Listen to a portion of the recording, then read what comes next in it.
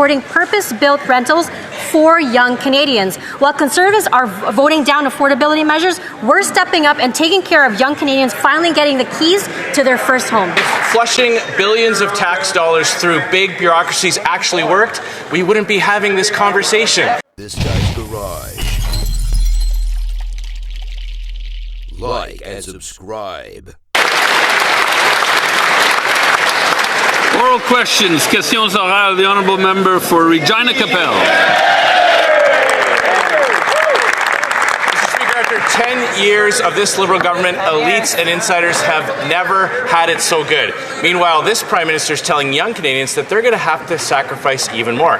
And now we learn what all that sacrifice is going to. We learned today that these Liberals just paid out big bonuses to government officials. The Liberal Housing Agency, CMHC, whose main job is to make housing more affordable, paid out $30 million in executive bonuses at a rate of about $42,000 a pop. Each one of those could have been a down payment for a young Canadian. Why is the Prime Minister telling young Canadians that they're going to have to sacrifice so that he can pay off government insiders? The Honourable Minister for Gender Equality, Women and Gender Equality, Tourism and Small Business. Thank you, Mr. Speaker. Canadians made it clear in the last election they want more homes built, especially for young Canadians trying to buy their first home. And that's why this government is moving fast. We're cutting the GST for first-time home buyers up to $50,000 in tax relief and nearly $4 billion in savings, Mr. Speaker. This works on building on our first home savings account and the national housing strategy supporting purpose-built rentals for young Canadians. While Conservatives are voting down affordability measures, we're stepping up and taking care of young Canadians finally getting the keys to their first home. Thank you, Mr. Speaker. The Honourable Member for Regina Capel. Mr. Speaker, if flushing billions of tax dollars through big bureaucracies actually worked, we wouldn't be having this conversation. We've been hearing the same thing for 10 years from this Liberal government, and the results for young Canadians are terrible. The youth unemployment rate is now 15%. Young people are forced to move back into their parents' basement, and now the Prime Minister is telling them to sacrifice while he uses their tax dollars to pay off big bonuses for government officials.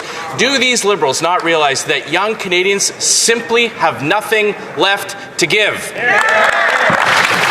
Honourable Minister of Jobs and Families. What young Canadians want is a great job, and that's why we're making the investments not only in the things that they need, like good jobs, housing, major projects, but also in the skills training that they need to pick up those jobs. You know, the Canadian Building Trades Union does a fantastic job training young apprentices, and that's why in our budget we will propose $75 million more to Canadian building trades unions and other unions around the country to train our youth who want to do the work, Mr. Speaker. They want to be part of this transformation. The Honourable Member for Calgary East. The Prime Minister told young Canadians to make sacrifices while Liberal insiders and elites never had it so good. Canadians are lining up at food banks while Liberals use tax dollars to hand out bonuses. CMHC execs got $30 million in bonuses for helping the Liberal housing crisis. EDC execs got $60 million in bonuses for Liberal mismanagement of COVID benefits. How many more sacrifices do young people need to make so the Prime Minister can keep lining the pockets of his insider buddies? The Honourable Minister for Women and Gender Equality. Mr. Speaker, this is coming from a member whose leader, when once responsible for this file, only built 6 homes in this country. Mr. Speaker, Conservatives claim to care about young people, yet every time a measure comes forward to actually support them, they vote against it. They voted against the national housing strategy, against their first-time home savings account, against expanding mortgage criteria, and now they won't even commit that GST cut that would save first-time home buyers $50,000. But don't worry, Mr. Speaker, Canadians can rely on our government and this side of the House to keep making life more affordable for Canadians. Thank you, Mr. Speaker. The Honourable Member for Calgary East. Housing was half the cost under our leader when he was the housing minister. That's right. And if all of those expensive programs worked, 700,000 kids wouldn't be waiting in food bank lines every single month. Exactly. And rents have doubled. A PEI senior reported he's living out of his car because he can't afford rent. But this is the new normal in Liberal Canada. The only people eating and living good today are the Prime Minister and his elitist buddies. Why is he putting taxpayer-funded bonuses ahead of struggling Canadians? The Honourable Minister of Jobs and Families. Mr. Speaker, this morning I had the privilege of meeting with Minister Barb Ramsey of the Conservative government of Prince Edward Island. And you know what Minister Ramsey and I talked about? How pleased they were that we made the National School Food Program permanent. In fact, they've been able to drive down food hunger through National School Food Programs, and they are so happy to have a federal partner that's working with them so that kids can eat in dignity no matter who they are, no matter where they go to school. The Honourable Member for Okanagan Lake West, South Kelowna. Mr. Speaker, after 10 years of these Liberals, insiders have never had it so good. Canadians made 2.2 million food bank visits last year, including 700,000 children. And seniors are living in cars because rent has doubled. Meanwhile, this government gave $1 billion to buy boats from Beijing, offshoring Canadian steel, shipbuilding jobs, while executives at the Canadian Infrastructure Bank pocketed fat bonuses. They laugh all the way to the bank, while Canadian workers cry all the way to the food bank. When will this Prime Minister stop lining the pockets of insiders and start delivering an affordable life for Canadians? The Honourable Government House Leader. Well, I want to thank my honourable friend who's also the transport critic, and I will tell him that next week, November 4th, there's going to be a budget that solves the problem that he and I want solved, the problem of Drivers Inc. The Minister of Finance announced today that measures are going to be taken to make sure we restore labour standards and fairness to the trucking industry in this country. That's going to be in the budget. Will this member, I'm asking him, walk down the aisle, tell the grinchy leader of the opposition, vote for the budget, don't ruin Christmas, build Canada strong, Mr. Speaker. The Honourable Member for Okanagan Lake West, South Kelowna. I didn't expect the minister to ask me to walk down the aisle with him. Canadians made 2.2 million food bank visits last year, while seniors are sleeping in cars because rent has doubled. Yet this Liberal government sent $1 billion taxpayer dollars to buy boats from Beijing and handed out eye-popping bonuses at the Canadian Infrastructure Bank. Why is this Prime Minister using taxpayer dollars to reward insiders and offshoring Canadian jobs instead of helping Canadians afford the food and a roof over their heads? The Honourable Government House Leader. Well, I want to once again thank my honourable friend and tell him I'll walk down any aisle that he wants to walk down if he'll just walk down a few steps and tell the grinchy leader of the opposition we don't want a Christmas election, we want to support a plan that gives raises to the military, that keeps that shipbuilding industry in Vancouver humming, building ships for the Coast Guard and the Canadian military. All of this is going to be in our affordable, great economy-building budget on November 4th. Will that member do the right thing? Tell the Leader of the Opposition we don't want a Christmas election, Mr. Speaker. The Honourable Member for St. Albert, Sturgeon River. Mr. Speaker, the Prime Minister stands to make tens of millions of dollars in future bonus pay from 3 investment funds that he registered in Bermuda and the Cayman Islands. So a simple question, how many other investments does the Prime Minister have in offshore tax havens? Good question. The Honourable Government House Leader. That member knows very well that all members in this House must abide by some of the strictest, most stringent ethics rules in the world. The Prime Minister has not only met but exceeded his requirements under those ethics guidelines, Mr. Speaker, and he will continue to do so. The Honourable Member for St. Albert, Sturgeon River. Mr. Speaker, expert testimony reveals that the Prime Minister's company, Brookfield, is the biggest tax dodger in Canada, having avoided paying a staggering $6.5 billion in taxes in just 5 years. As chair of Brookfield, the Prime Minister registered 3 investment funds in Bermuda and the Cayman Islands in which he stands to make millions. So again, how much does the Prime Minister have in offshore tax havens? The Honourable Government House Leader. Once again, Mr. Speaker, Canada lives under the most stringent and strong ethics guidelines for designated public office holders in the world. All members must comply with these requirements. These requirements are met very transparently, including the Prime Minister's, which is all, of course, available for the public to view. These ethics guidelines in Canada are strong, and we should be proud of that, Mr. Speaker. For St. Albert, Sturgeon River. Mr. Speaker, the Liberals speak of a stringent and robust regime, yet the Prime Minister's company, Brookfield, registered multiple funds to a bike shop in Bermuda, all to avoid paying taxes in Canada, a bike shop. The Prime Minister is dodging a simple question, so I will ask it again. How much money does he have in offshore tax havens? Just a number, please. The Honourable Secretary of State for Financial Institutions. Mr. Speaker, on April 28th, Canadians had a choice between a leader with world and business experience versus a leader with no experience outside of this House. Canadians spoke loud and clear. They elected a leader that's going to build Canada, invest in Canada. They elected a leader that's going to make Canada the strongest economy in the G7. Thank you, Mr. Speaker.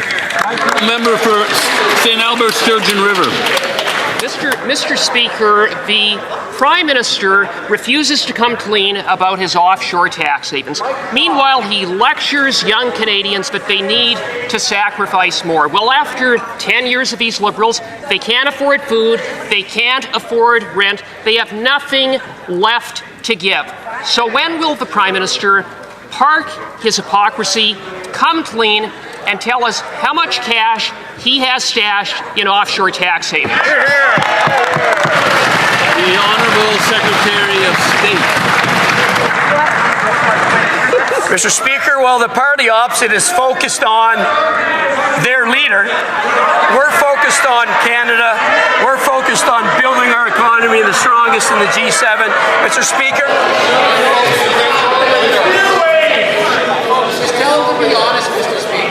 I couldn't hear. So if the Honourable Secretary of State would like to start from the top, that would be ideal. Start from the top.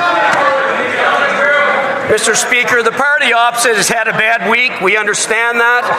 They're focused on their leader and they're focused on a revolting caucus. But on this side of the House, we are focused on building Canada. We are focused on investing in Canada. On November 4th, we will come forth with a budget that will invest, build our economy in the strongest into the G7. Thank you, Mr. Speaker. Calgary Crowfoot. After 10 years of this government, Liberal elites and insiders have never had it so good. But the Prime Minister told young Canadians that they are the ones who need to sacrifice. So while young Canadians have given up on home ownership, the Auditor General reports that the CRA allowed a telephone system contract to go from $50 million to nearly $200 million while they still don't answer the phone. Will the government deliver an affordable budget that reins in sweetheart deals for insiders? Yes or no? There you go. The Honourable Minister of Emergency Management and Community Resilience. Mr. Speaker, one thing is clear. Investing in housing is one of the most effective ways to tackle food insecurity. In the last 6 months, in my home riding of Edmonton Centre, I announced over $400 million in infrastructure investments and affordable housing. We're not asking young people to make sacrifices or Canadians to make sacrifices. We're asking the Conservatives to support our generational budget so we can keep building homes and make life affordable for Canadians. The Honourable Member for Calgary-Midnapore. After 10 years of this Liberal government, elites and insiders have never had it so good. Meanwhile, the Prime Minister's message to young Canadians is to continue to sacrifice. While Canadians are lining up at food banks, billions of their tax dollars keep going to consultants, $25 billion, in fact.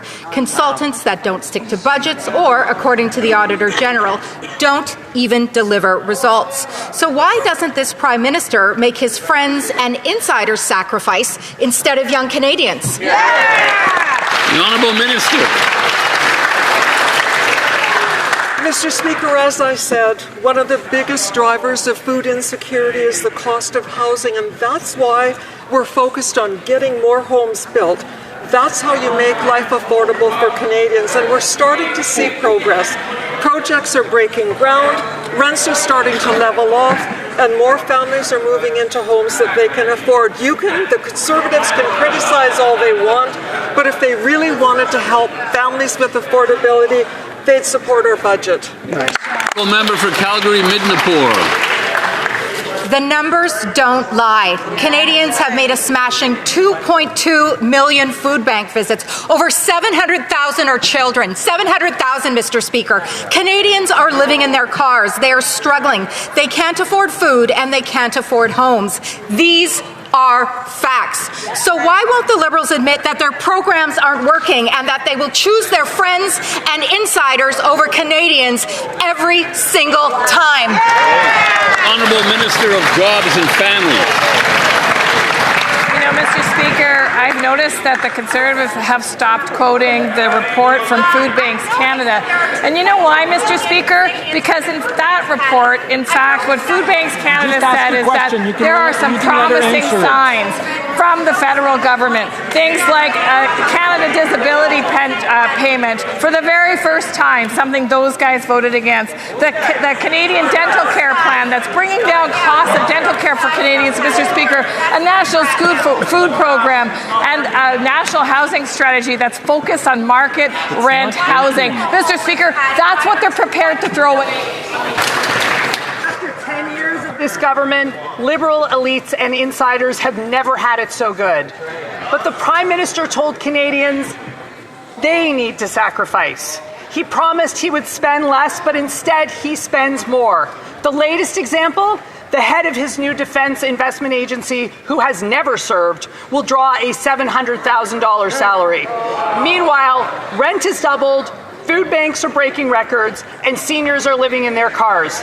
How much more do young Canadians have to sacrifice so this Prime Minister can hire his buddies? The Honourable Secretary of State for Financial Institutions. Mr. Speaker, I don't know where the party ops has been for the last 4 months, but we've been traveling in the country listening to Canadians. On November 4th, we will table a generational budget, Mr. Speaker. We will spend less in government operations. We will invest more in Canada. We will invest more in Canadians, Mr. Speaker. We will invest in infrastructure, defense, national projects, housing. Mr. Speaker, on this side of the House, we believe in Canada. We will build our country and our economy into the strongest economy in the G7. Thank you, Mr. Speaker. Honourable Member for Nanaimo Ladysmith.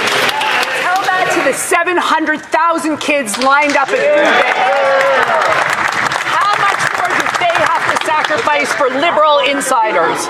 Canadians need a government that puts ordinary families first.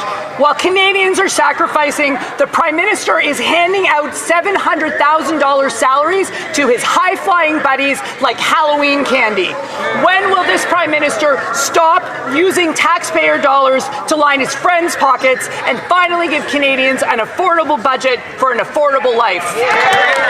The Honourable Secretary of State for Labour. How about the Conservative Party apologize to all the kids who take benefit of the National School Food Program, Mr. Speaker? They called it garbage last week, and they claimed it doesn't feed a single child. On the contrary, it feeds 400,000 kids every year, helping them to learn, helping them to focus, be ready for a full day of school. This is about giving every child an opportunity, no matter where they live, no matter where they earn. Mr. Speaker, I ask the members opposite, now that it's known, will they correct the record and apologize, or will they ruin Christmas with a Christmas? The Honourable Member for Carlton Trail Eagle Creek. After 10 years of this government, Liberal elites and insiders have never had it so good. The Prime Minister promised to cut high-priced consultants, but has already broken that promise. In 3 years, consultant spending soared more than 30%. This Prime Minister said he'd do things differently. According to him, differently is spending more than a record $26 billion on consultants. Another broken Liberal promise. Will the Prime Minister cut the costly consultants so Canadians can afford to eat? Honourable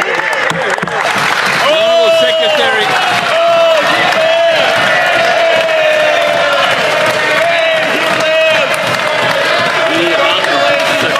The Honourable Secretary of State for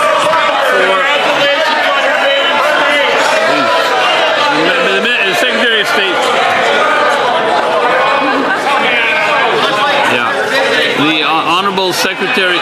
The Honourable Secretary of State for Rural Development.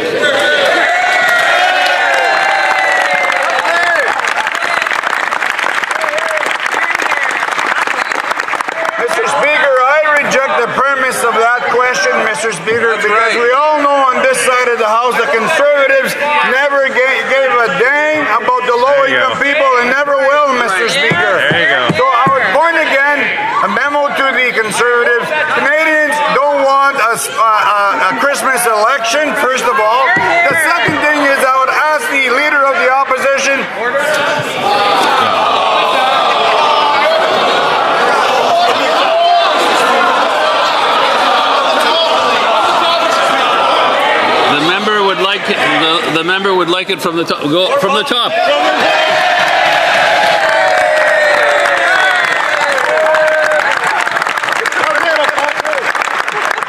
Mr. Speaker, as I speak about the challenges in this country, I'm going to ask the Leader of the Opposition, what did he take for severance when the current member from Carleton defeated him at the polls? How much did he take, Mr. Speaker? Excellent. Member for Leeds, Grenville, Thousand Islands. Well, this Prime Minister and these Liberals are asking students to make sacrifices, and Canadians are lined up at food banks in record numbers. Their use of their well-connected friends and high-priced consultants is driving costs up, like the Benefits Modernization Program that the Auditor General says is ballooned by an additional $1.3 billion and could hit as high as $8 billion. Canadians can't afford this Liberal government when we see layoffs from coast to coast to coast that we've never seen before. Why is it that Canadians are being asked to make sacrifices while these Liberals continue to reward well-connected Liberal consultants? The Honourable Government House Leader. Mr. Speaker, this from the member who, when asked about his leader's comments on the RCMP, said, "I'm sorry, I have a lozenge in my mouth." So what I would like to ask that member is, will he take out his lozenge, go over and talk to the Leader of the Opposition, say, don't be a Grinch, don't cause a Christmas election, vote for this budget, and make Canada the best economy in the G7. Honourable member for Leeds, Grenville, Thousand Islands, Rideau Lakes. Well, I can tell you that a lot of Canadians feel sick after these Liberals continue to inflict their out-of-control spending on consultants. Last year alone, over $20 billion on well-connected Liberal insiders getting contracts. And this year, I think the number said that it's going to go as high as $25 billion. Why won't they put Canadians first? Instead of asking young people to make sacrifices, why won't they cut out their well-connected friends, put Canadians first, and deliver a budget that Canadians can actually afford? The Honourable Government House Leader. Mr. Speaker, notwithstanding the member's choice of cold remedy, we will be putting a budget before this House next week. This member will have an opportunity to vote for opportunities for young people, for UTIP grants to unions so that we can create skilled trade jobs, unionized skilled trade jobs on major projects in this country, so that we can fund science, so that we can fund education, so that we can give a raise to our military personnel. Mr. Speaker, please vote for that budget. Don't cause The Honourable Member for Jonquière.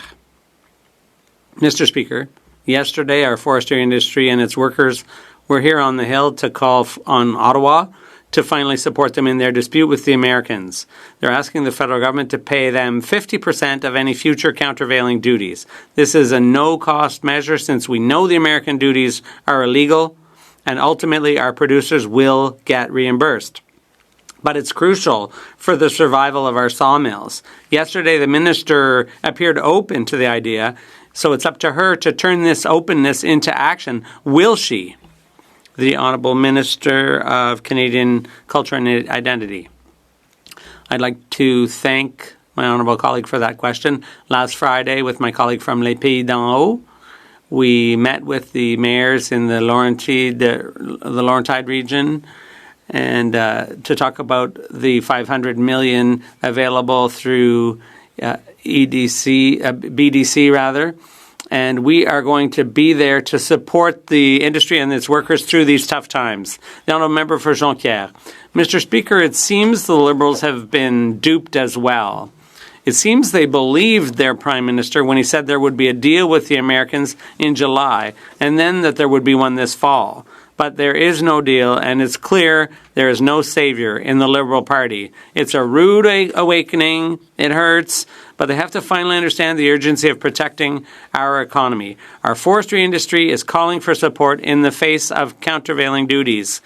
They need a wage subsidy to protect jobs. When will the Liberals finally do something? The Honourable Parliamentary Secretary. Mr. Speaker, I'd like to thank my colleague. We fully agree with him that this is an unjustified situation. The tariffs are unwarranted, and we hope to work with all members, the 40 members from Quebec in particular, to help our softwood lumber industry. Earlier, the minister mentioned that there's $1.25 million in support, and we want to do even more for our lumber industry. After 10 years of this government, Liberal friends and insiders have never had it so good. We just learned that the government's own housing agency just doled out over $3.6 million in bonuses to all but one of their 86 executives. That's about $43,000 per executive. Meanwhile, rents have doubled, mortgage payments have doubled, home prices have doubled. I'm just wondering if the minister can tell Canadians who cannot find a home how much more he requires them to sacrifice while he pays his executive bonuses. Honourable Minister of Artificial Intelligence and Digital Innovation. Thank you, Mr. Speaker. Well, the opposition keeps talking down our country. We are building it up. They talk down our housing as shacks in Soviet style. They talk down our police as despicable. They talk down our school food program as garbage. Meanwhile, here's some good news, Mr. Speaker. The only thing going down are interest rates. Meanwhile, we're working hard building affordable housing, hiring 1,000 new RCMP officers, and our national food program is feeding hundreds. Why don't they join us in building up the country instead of tearing it down? The Honourable Member for Parry Sound Muskoka. Mr. Speaker, food bank visits have skyrocketed to 2.2 million this year. Home prices are 54% higher today than they were in October 2015. The CTV reported this morning that a 76-year-old man in Prince Edward Island has been living in his car for the last 2 months because he cannot afford rent. The Prime Minister has told young Canadians that need to sacrifice. So the question is very simple. How much more sacrifice do you require from struggling Canadians to pay executive bonuses? The Honourable Minister. Thanks for the question, Mr. Speaker. We are doing everything to build this country up strong. The Conservatives are talking it down. They talk down our housing program. They vote against affordable housing. They vote against school food programs. They vote against hiring 1,000 RCMP officers. The hard work right now is to build this country up. We've got a budget coming November 4th. I hope they join us in doing the hard work and build this country up and avoid a Christmas election. Fight for this country.